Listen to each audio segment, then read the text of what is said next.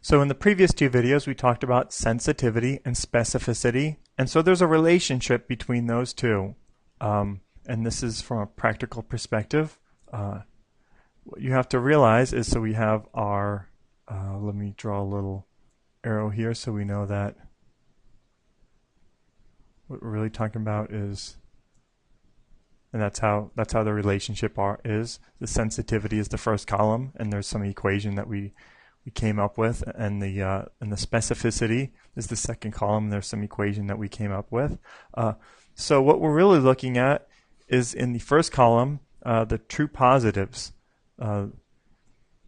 and their relationship to the false negatives. And so what happens is, say we've got a test that we want to not have a lot of false negatives, so we want to have a high true positive rate for the actuals. We want to have a high sensitivity, so that means there won't be a lot of false negatives. We would design the test a certain way. But that test doesn't live by itself on some sort of island. Something happens. So say we want to raise the sensitivity in the case of the HIV test.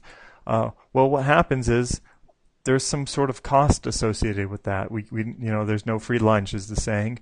What happens is that the specificity is going to go down, and I hope that makes sense why.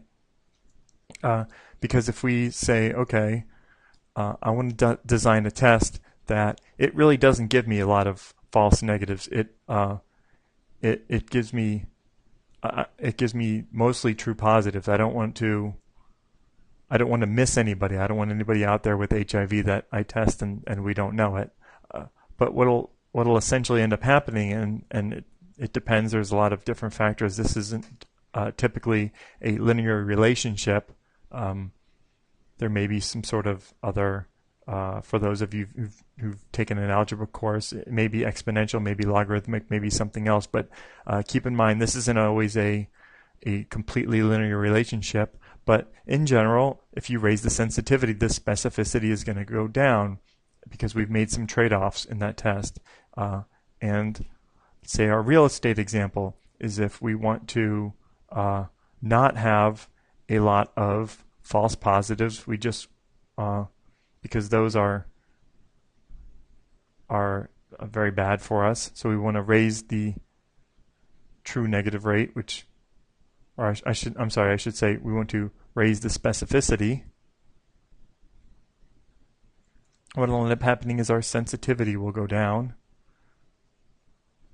So say we don't want to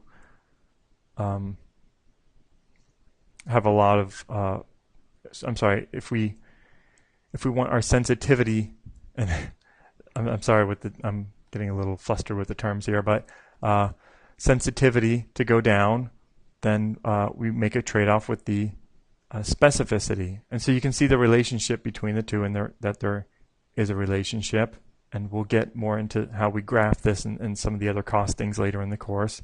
But for the meantime, just remember that if you raise one, you're going to lower the other in some fashion. It may not be linear, it may be exponential or logarithmic or some other case.